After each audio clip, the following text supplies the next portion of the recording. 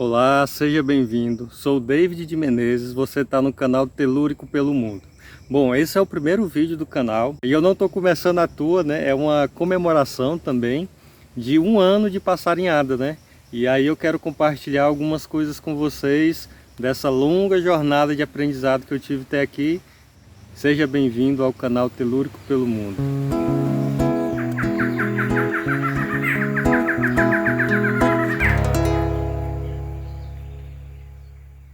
E vamos começar pelo começo, né? Nesse vídeo eu vou contar para vocês como que iniciou o meu interesse pela observação de aves. Então vamos começar desde lá de trás. Quando eu era criança, eu tinha muito contato com a natureza, né? Assim, de passar fim de semana na colônia e na sexta voltar no domingo, né? Chácara, passar as férias, passar a semana.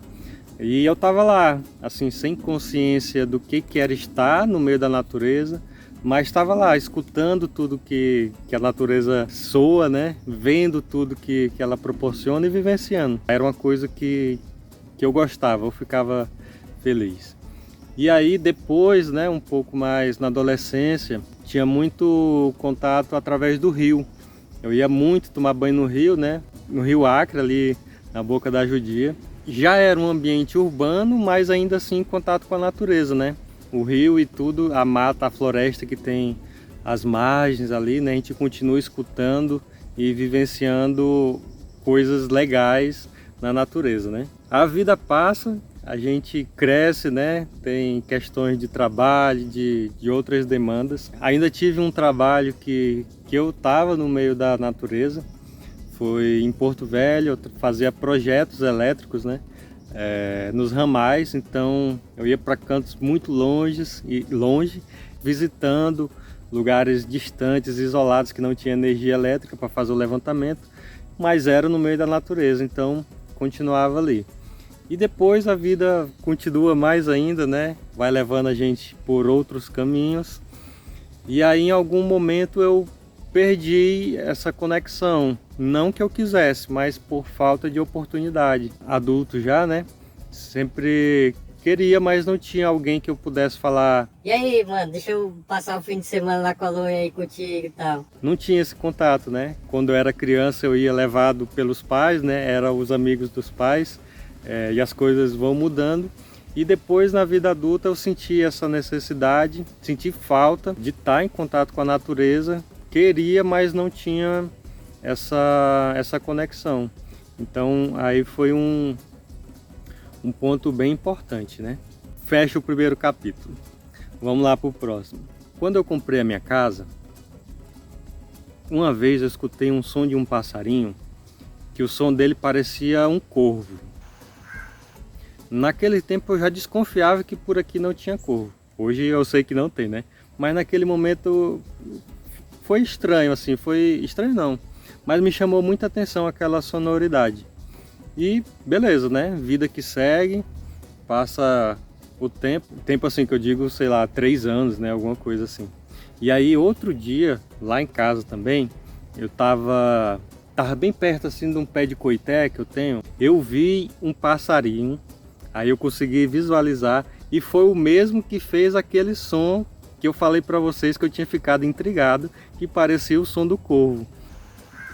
Era um passarinho todo branquinho com preto, ele estava por lá e fez a vocalização, né? Eu digo, esse bichinho que fez aquele som, me lembrei. Continua a vida, passam-se mais anos ainda. E aí eu comecei a assistir o canal Planeta Aves, né? Que é uma grande referência.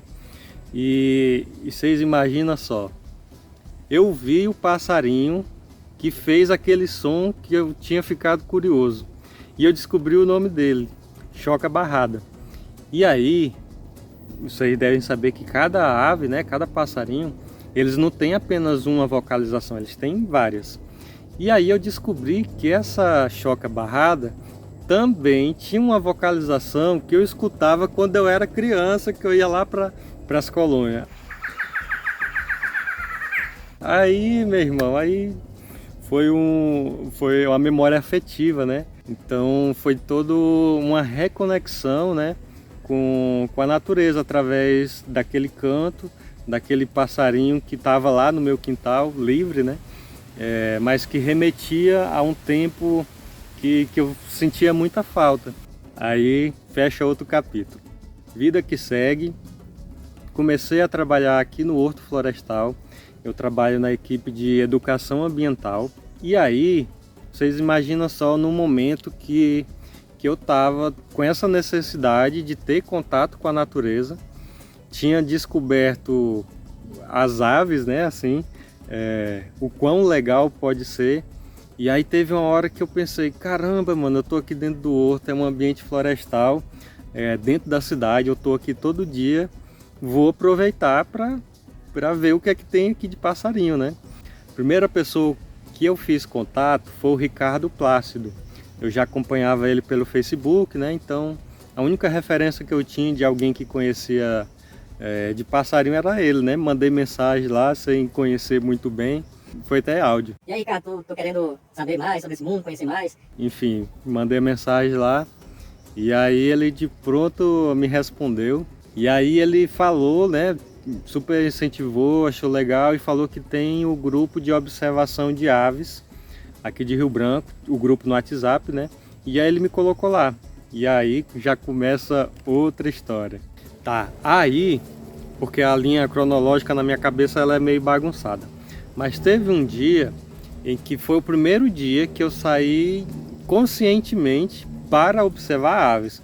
Porque antes disso eu já observava inconscientemente, né? Às vezes consciente, mas, por exemplo, eu comecei a gostar de fotografia, então eu fotografava qualquer coisa que eu achasse interessante e aves estavam ali no meio, né?